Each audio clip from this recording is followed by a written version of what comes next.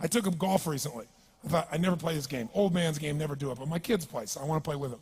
So I go out, and I do really well. I go out on this one day, and I out-power by my instructor. I'm feeling really proud. The next day, I'm not feeling so proud. I keep putting the ball in the water again. I'm so frustrated. Put down another one. Put down another one. I don't care. I don't care what my score is. Let's do it. And finally, I was getting frustrated. He's going things like, ain't it a bitch?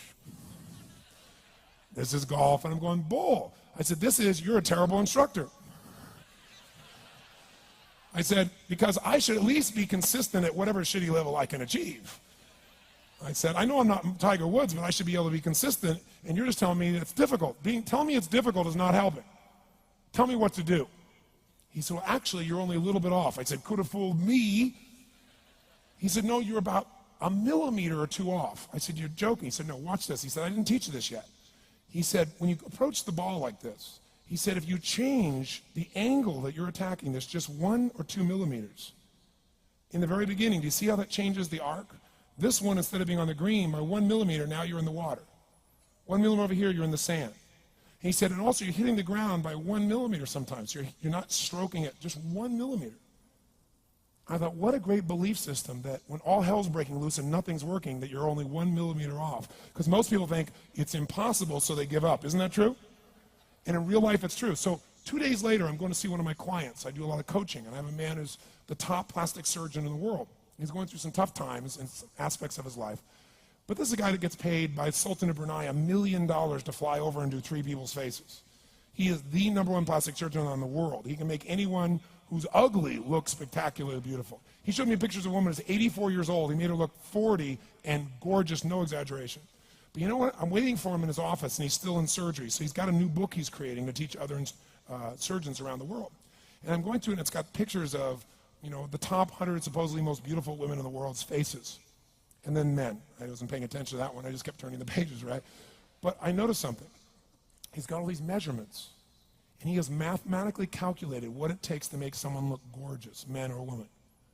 And it's a few millimeters. Interesting. For example, on a woman, the distance between the top part of your lip and your nose, this little distance, the measurement of that, if you're beautiful, gorgeous, is the same size as your eye. If it's 1 millimeter more, you have an average face. If it's 2 millimeters more, you are butt ugly. Okay. The difference between butt ugly and gorgeous is 2 millimeters.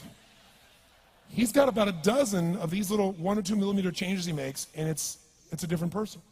It is unbelievable.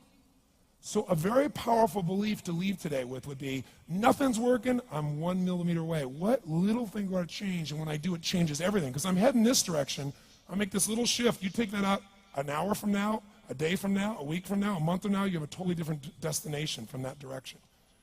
But the 1 millimeter change, I'll show you one of them right now. Check this out. Stay in the state of certainty. Some of you lost it.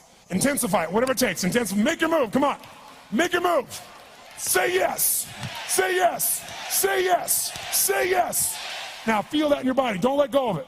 Now watch. Here's the difference between being certain and being uncertain. Did you see that? Certain, uncertain.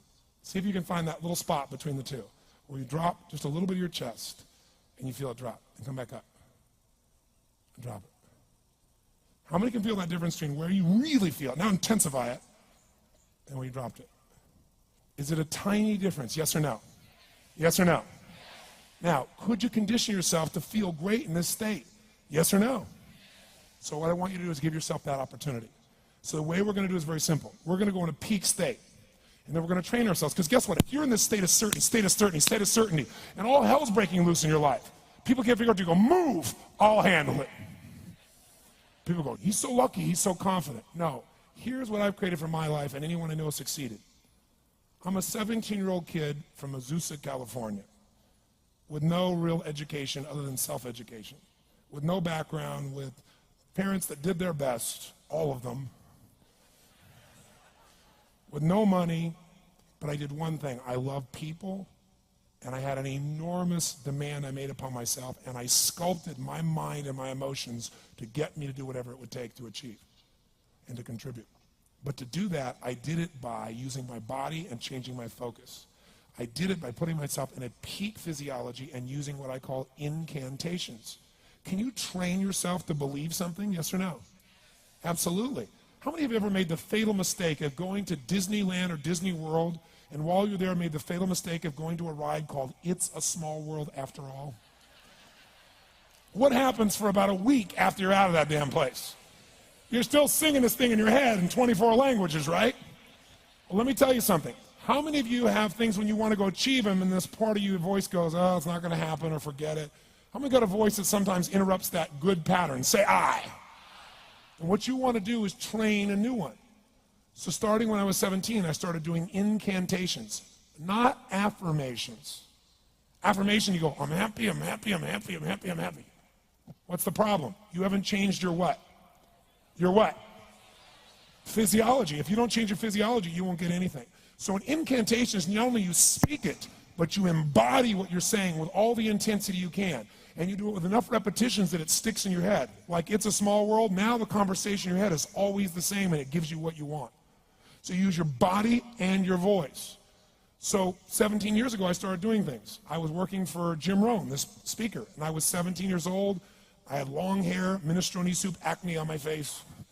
And I was trying to call on Bear Stearns type of people and convince them why they should go to this man's seminar and be more successful. I was driving a 1968 Volkswagen that I had earned at $40 a week as a janitor. The only way I did it was park far from the building and then go in, and I love people and I believe, but I put myself in state, and I was able to influence people that were far more successful than I was at the time. I would do something that I still do backstage and have done for 23 years because I don't hope I'm going to be in a good state, I demand it. So I do an incantation using my whole body. I'd say, I now command my subconscious mind to direct me in helping as many people as possible alive today to better their lives by giving me the strength, the emotion, the persuasion, the humor, the brevity, whatever it takes to show these people and get these people to change their lives now. And I would do that literally driving in my Volkswagen to a meeting in LA on the freeway for 40 minutes. People are looking at me, I'm screaming at the top of my lungs. They're going, I know he's a serial killer, I know he is. But by the time I entered that room, when two people meet, if there's rapport, the person who's most certain will always influence the other person.